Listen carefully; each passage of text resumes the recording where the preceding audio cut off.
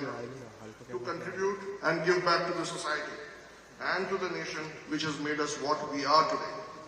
Our gurus from our school days and from the IITs who molded us as we are recipients of our gratitude, and our desire to give back is also a representation of our gratitude. We are therefore an association of alumni bonded by the desire to give back, formed for a purpose. The visible measure of our success are the initiatives that we started, which have grown into independent, strong organizations that are working for the betterment of the society, community, and the country. These are Wheels Global Foundation, Pan IIT Alumni Reach for India Foundation, IIT Startups, some of these, who you are going to meet during the next 2 days. PIWOT 2025 is a confluence of alumni, academia, government, administrators, industry, startups, investors, talent, and all those who desire to meet and know people and understand tomorrow from the visionaries. This is also our desire to bring together our community of alumni and into such an eclectic gathering so that we are all able to meet, greet, interact with as many of the others as is possible. Have conversations, some of which will catch a spark and become a roaring fire. To enable these conversations in structured, semi-structured and unstructured means, we organize PIWOT. Here we have technology as the basis. After all, we are engineers and technologists. For the summit and have the structures comprising conference, startup forum, tech expo, firesides, talent spotting through live hackathon, and tea coffee table conversations. If we are able to ignite some conversations and initiate some relationships, we will consider that we are fulfilling our charter. The PIWOT, this particular episode of PIWOT is a third in a series to understand the impact of technology on society, in our lives, and we are focusing on healthcare and rural development.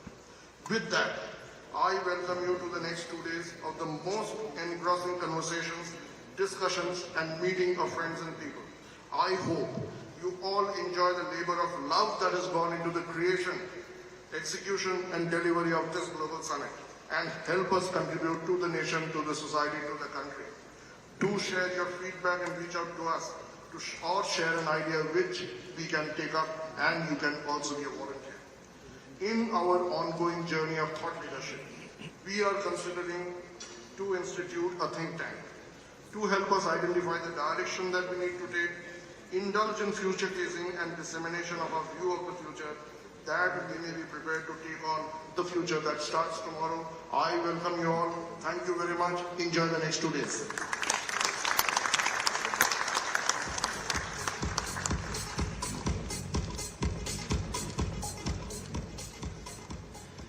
Thank you so much, Mr. Bhattacharya, for joining us, of course, for your warm and welcoming words on the same. Ladies and gentlemen, it's indeed now my honor to call on the dais somebody who's our guest of honor, of course, His Excellency Hadi Badri, Chief Executive Officer, Dubai Economic Development Corporation, Dubai Department of Economy and Tourism. Somebody who's a notable figure associated with the Dubai Economic Development Corporation, a key government body responsible for driving Dubai's economic growth, supporting businesses and overseeing various regulatory and licensing activities. His role, of course, focuses on overseeing the revenue generation strategies, helping to ensure the city remains competitive and economically sustainable. But a man of his stature would, of course, require a personal introduction as well. So we have somebody by the name Dinesh Arya, who's an IIT alumnus of 1972, who would also further like to introduce His Excellency Hadi Badri on stage. So just allow me an opportunity and allow me to welcome him for the further introduction of His Excellency Hadi Badri.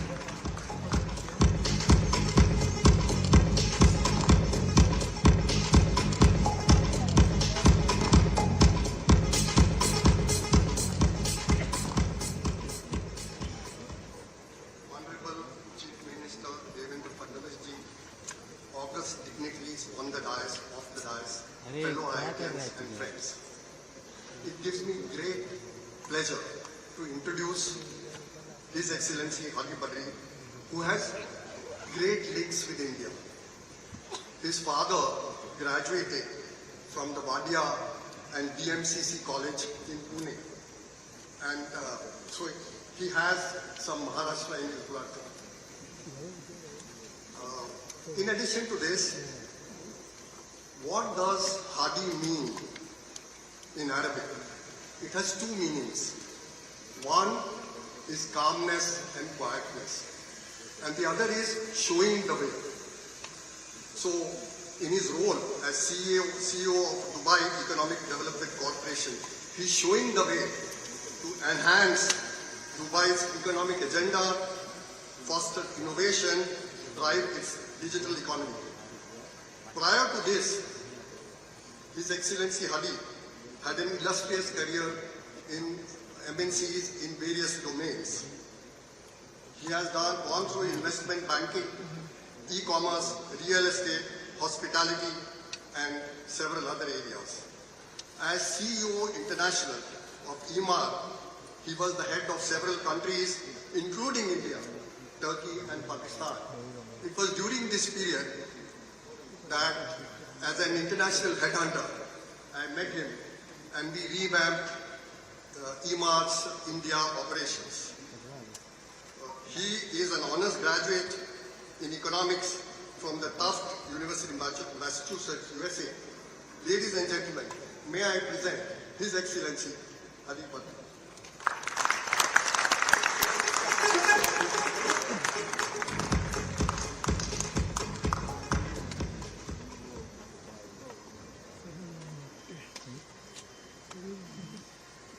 Good morning, Honorable CM, distinguished members of the IIT community, esteemed guests, founders, and friends. Firstly, I'd like to thank Dinesh for this very warm introduction. Thank you for that, Dinesh. It's an immense privilege to stand before you today with such a remarkable gathering of visionaries, innovators, and leaders doing great things for the world. In the few minutes that I have to address all of you, I'd like to share a few learnings and insights from Dubai and hopefully inspire all of you to contribute to the Dubai dream. Let me start by sharing a personal story.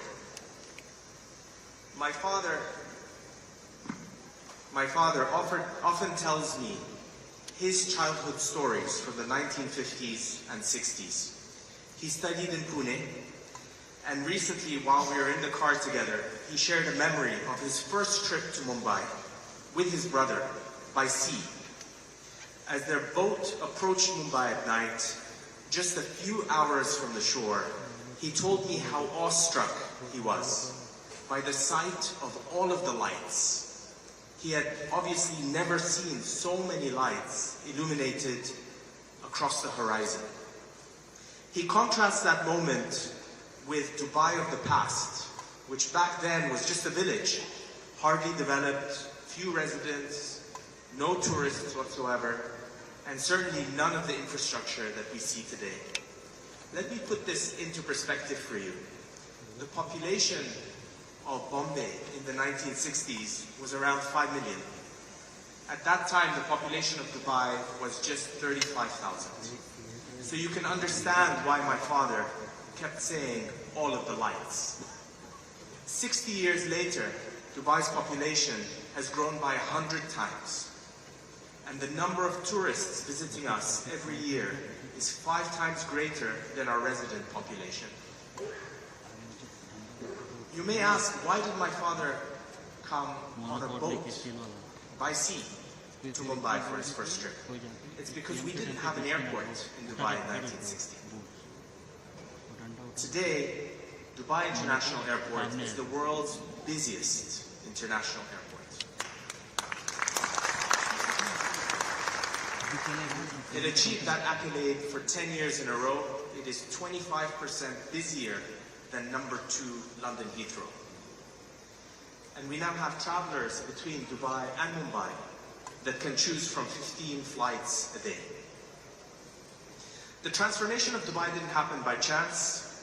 The groundwork for what Dubai is today began almost 200 years ago when the Al Maktoum family took control and established their rule of Dubai.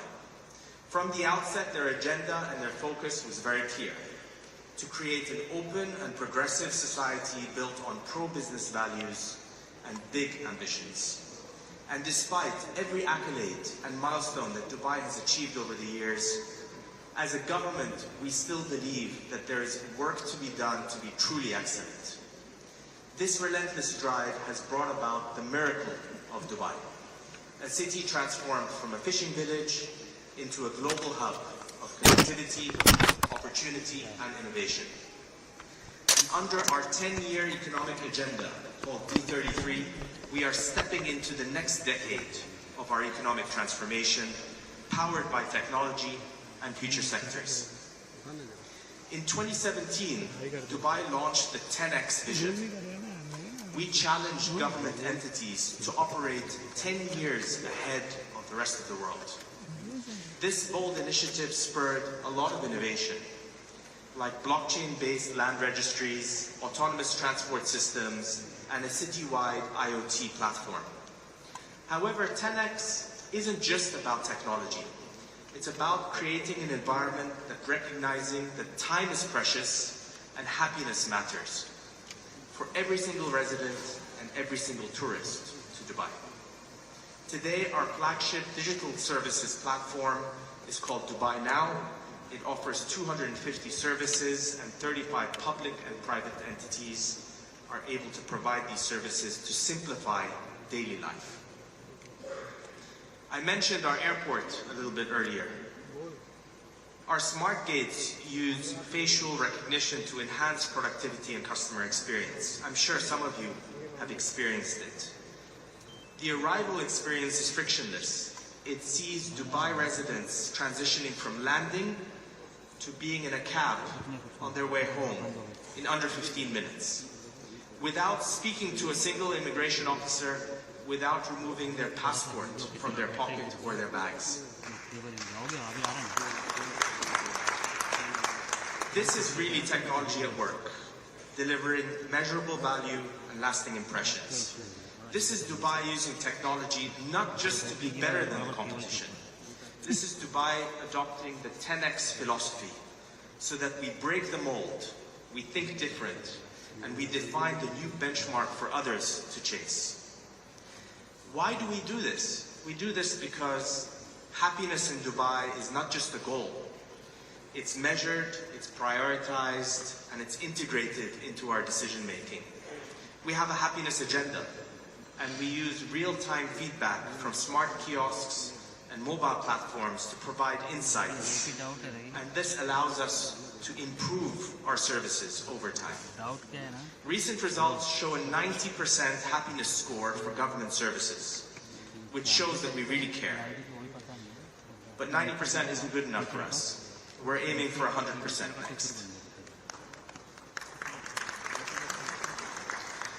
Dubai has always been ahead of the curve in embracing future technology. In 2017, the UAE became the first country in the world to install a minister of AI.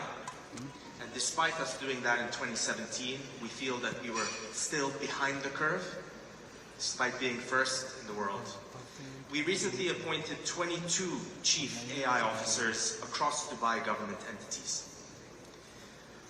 In 2022, we launched the Virtual Asset Regulatory Authority as the world's first independent regulatory authority focused exclusively on the new world of cryptocurrency, blockchain, virtual asset technologies. Last year, we launched Sandbox Dubai, which allows startups to test and commercialize new technologies under supportive regulations. Let's shift our focus now on the role of India in Dubai's story, because India plays a very important role. Indian nationals are the largest expatriate community in Dubai.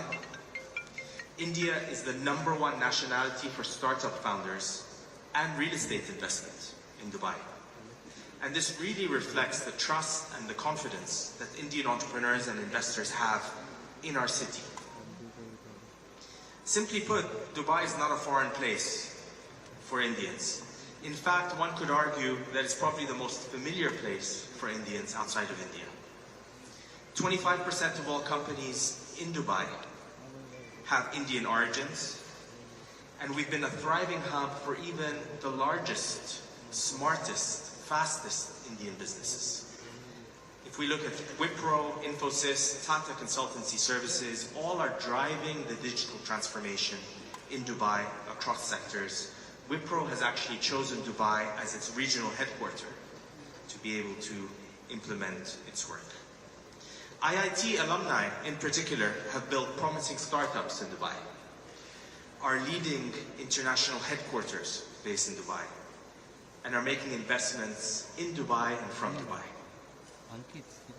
The recent announcement of IIT Madras establishing their first overseas R&D institute in Dubai, and IIT Delhi opening a campus in Abu Dhabi really underscores the partnership that the UAE and India have, and highlight immense opportunities for the future.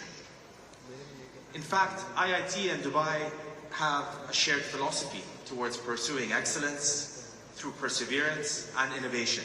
Like you, we also believe in hard work, staying resilient, and pursuing groundbreaking solutions. As you can see, there is every reason for the organizing committee of this event to plan your next Pan-IIT World of Technology Summit to be held in Dubai.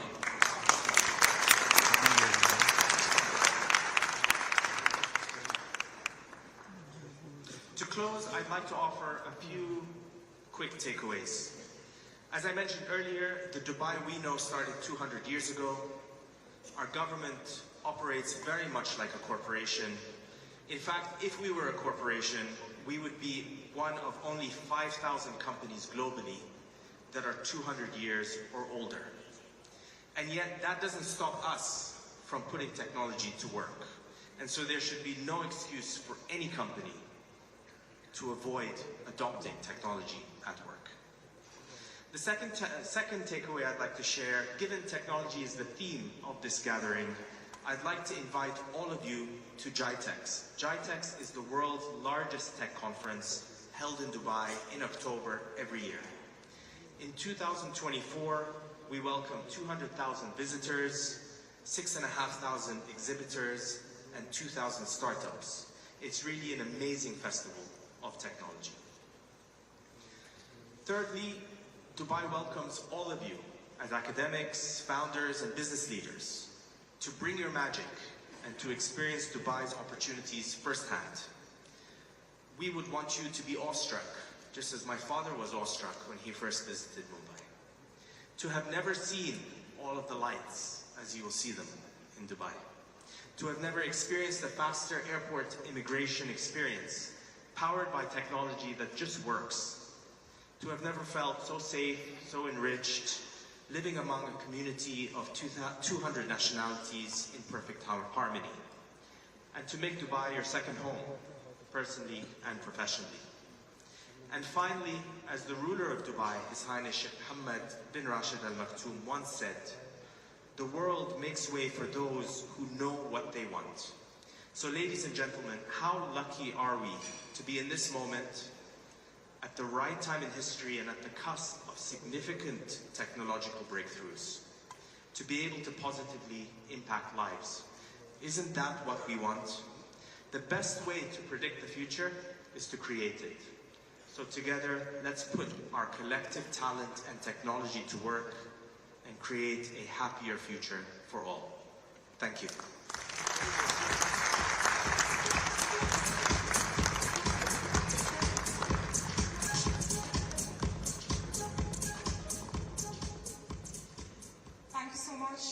His Excellency Hadi Badri. Let's give him a warmer round of applause for his encouragement today as ATO of PIWOT 2025. We feel that cross-country collaborations always encourage the world to become a better place, and thank you so much, His Excellency Hadi Badri, for joining us on the same. Ladies and gentlemen, it's indeed now a pivotal moment to invite a prominent leader who's widely regarded for his efforts to modernize Maharashtra's infrastructure, improve governance, and of course promote economic development. His administration worked on improving the ease of doing business, modernizing the state's infrastructure and promoting technology in governance. Some of his key highlight initiatives have been the Mumbai Coastal Road Project, encouraging digital Maharashtra, the launch of several major infrastructure projects, and of course, how can we forget the Jal Jeevan Mission? He has been a strong advocate for economic reforms and the industrial growth in Maharashtra. And under his leadership, the Maharashtra government implemented several initiatives aimed at improving education and healthcare in the state. It is truly an honor now to invite none other than the Chief Minister of Maharashtra State, ladies and gentlemen, Shri Devendra Fadnavis. And let's give him a standing ovation as we invite him.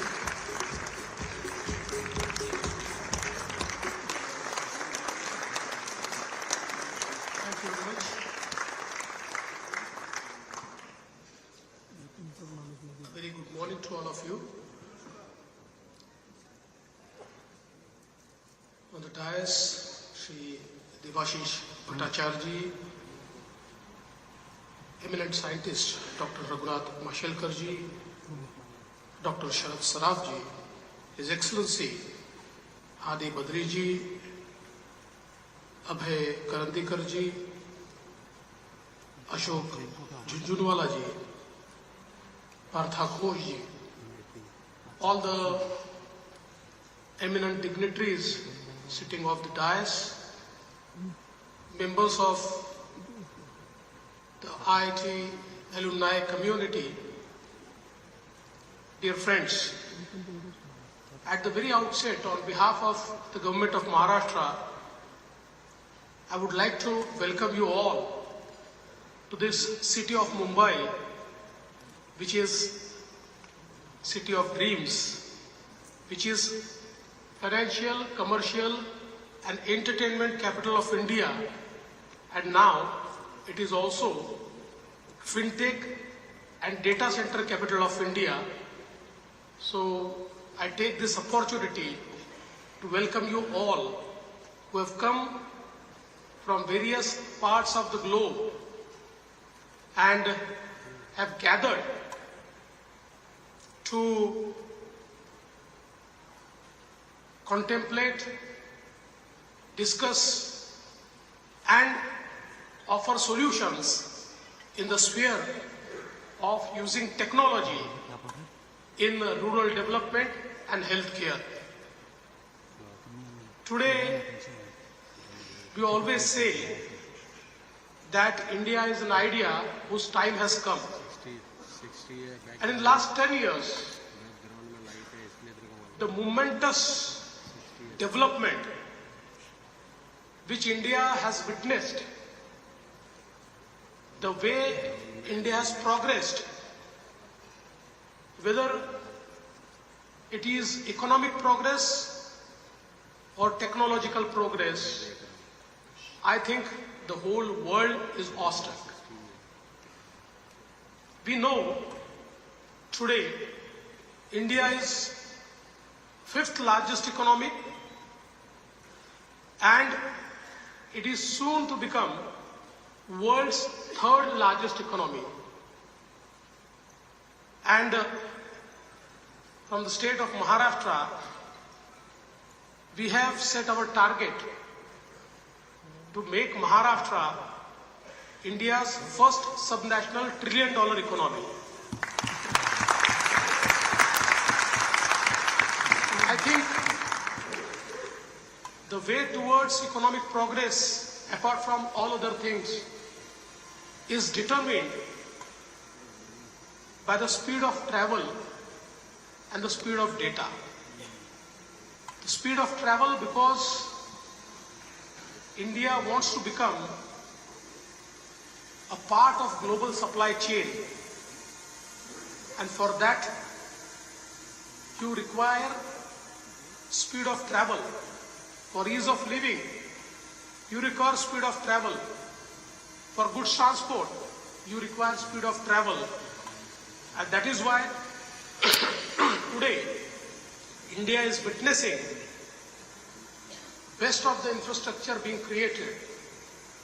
whether it is highways, tunnels, roads, ports, airports, all the type of iconic infrastructure with the latest technology is being created in India. Those of you who have come after, let's say, 5 years to Mumbai can experience the change in the infrastructure of Mumbai.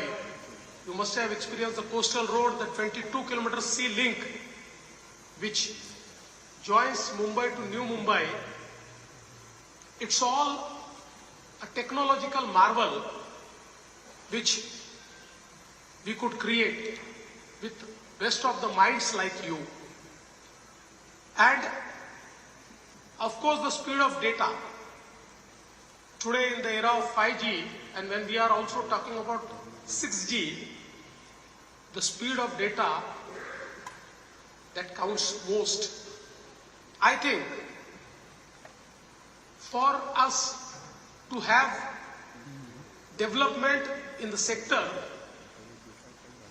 of healthcare and also in the rural sector, the speed of data is something which is most important. Because we know today IT and AI are changing our lives. They are changing the way countries used to govern, governments used to govern. They are enhancing our capabilities of delivery. And I think what we need most when it comes to the rural area is to connect every single person with quality health care. Today, it is only possible with the help of technology. I think since Dr. Mashelkar is here, I remember that he is also somebody who has created our Innovation Society, which is government's wing to do innovations. And just one startup like Just Mom, which he created, has transformed the lives of to-be mothers and just the mothers who have just delivered child, and it has improved their health to significantly. And by use of technology and AI, he has created a tool whereby we can measure, we can monitor, and we can deliver. There are so many technological interventions which we have been experiencing in healthcare as well as in the rural development. In recent times, a few years back, in fact, I went to a startup exhibition, and one of the youth who was an IITian, he created a machine using AI whereby in just less than a minute it could scan your retina, it takes multiple photographs of your retina, and in less than a minute it predicts everything related to your retina. I think this makes a difference, because today in such a big country like India or a big state like Maharashtra, where you have 42,000 villages, it is very difficult to take secondary or tertiary health care to every single village. It at times, due to geographical locations, it is even difficult to connect them with quality primary health care. And I think technology offers a solution.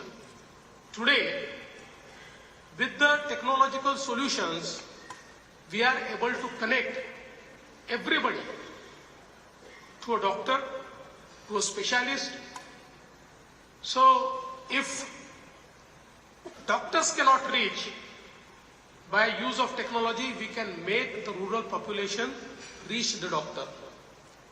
And I think that is changing the entire space into healthcare. Apart from that, today we require a lot of technology into our healthcare solutions, into our healthcare schemes. Government of Maharashtra offers free healthcare to all citizens. It's universal, up to 5 lakh rupees. It's an insurance-based healthcare system. But now, we can improve it using artificial intelligence. We can run the data through artificial intelligence to really know what type of illnesses are often found in our population, what is our response to it, what are the illnesses which are on our card, but we are just paying the insurance cost, and it is fortunate, but it is not being put to use. So I think technology can offer so many solutions to us which we are already using. I think in the rural healthcare, technology can bring a revolution. And today, when I am sitting with the brightest of minds, that is the IIT alumni, I am sure that in this conference, you will be able to offer good solutions, you will be able to share best practices into rural healthcare. Apart from this, I think when we talk about the rural area today, the biggest challenge is sustainability. We all know that due to climate change and the vagaries of nature, the farming community is facing many challenges. But today, technology is offering solutions of sustainability. Our scheme of rural electrification, whereby providing 24/7 electricity to the farmers for agriculture, was one of the biggest challenge for us,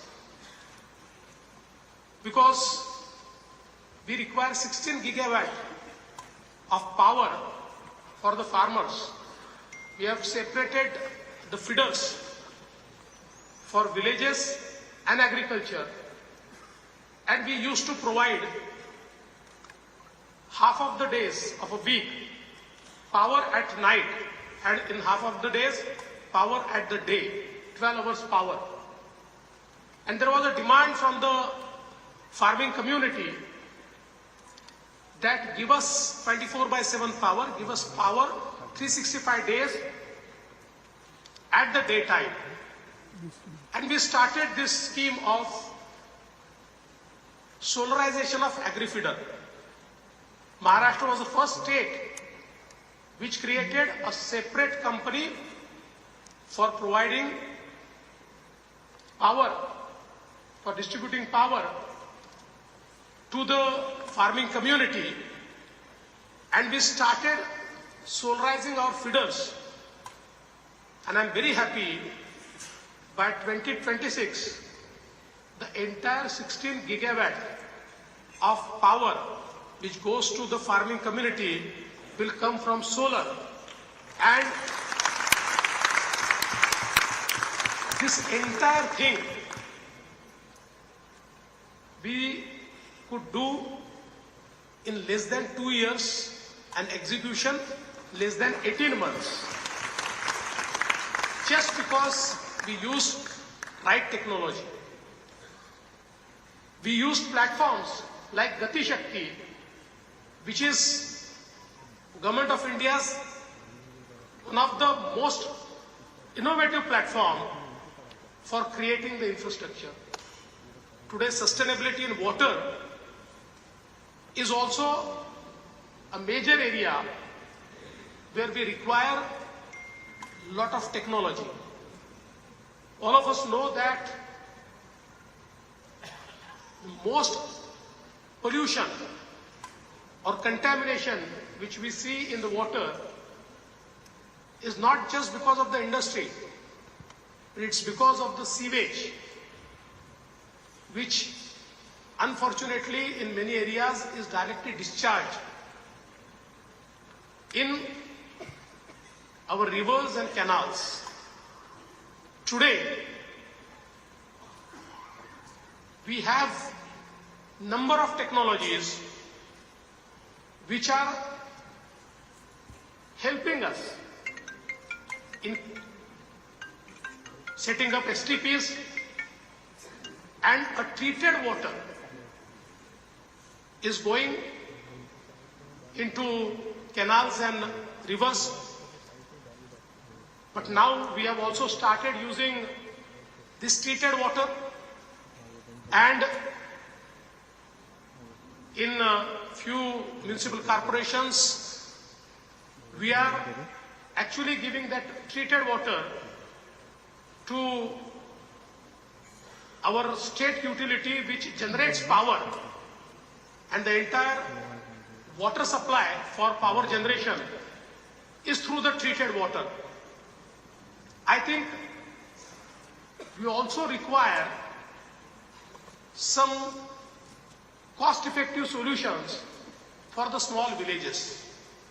Cities can afford, not the villages. Although there have been some good solutions, but still we require them to take to the scale. I think there are many areas where technology can change the lives of people. Our Honorable Prime Minister's initiative of Drone Didi, a very simple intervention whereby in the rural areas women were empowered and taught how to fly a drone and by that now the entire spraying in the agriculture field is done by drone. It is done at a very effective cost. It is done at precision. By this, not only farmers are able to save money, but at the same time, the wastage and overuse of fertilizers and all other things has stopped, and that is enriching our soil again. So I think all these interventions are very important. They may be small, but they are changing the lives of people. In Maharashtra, when we started Jal Yukta Shivar, our water conservation scheme, and I'm very happy to share that 24,000 villages become self-sufficient in water, because many of us know that Maharashtra is a state where 52% of our area is drought prone. But use of proper technology, use of proper technique, we have ensured that every drop of rain, every drop of water is conserved. And 24,000 villages with public's participation and with the use of technological tools have transformed and have become water sufficient. So I think today, in every sphere of life, we can offer technological solutions. And for us, IITs are not just Indian Institute of Technologies, but they are Indian Institute of Innovation and Technology. The amount of innovation which is going on in IITs is phenomenal. And today, IITs are working closely with the governments. We are collaborating with IIT Bombay on many aspects, but our drone project, whereby a central command and control system of all drones will be created. It will be like a drone port and will be able to cover the entire state, is one project on which we are working with IIT Bombay, and this project will change the entire sphere of drone usage in the state of Maharashtra. As rightly told by Mr. Saraf, we are just speaking and he said, you know why IIT is a brand? It's not just because they are institutions of eminence. IIT is a brand because of its alumni. They have succeeded in all spheres of life. They have shown the power of IIT. They have shown power of technology. They have shown power of innovative thinking, of design thinking. And that is why IIT is a brand. And I totally agree with Mr. Saraf. And I feel that this entire IIT alumni community who have come here, there are many people who are accomplished in their fields, but still feel that they should contribute. I think in Indian ethos, contributing to the society is very important. And I'm sure that Pan IIT, the alumni meet, is not just for meeting and greeting. It is about thinking how to contribute and give back to the society. I'm sure that these 2 days of deliberations will be fruitful and will offer many technological solutions for betterment of lives of people, to bring ease of living in the lives of people. I would like to express my gratitude for inviting me to address such a august and eminent gathering, and I wish you all the best. Thank you.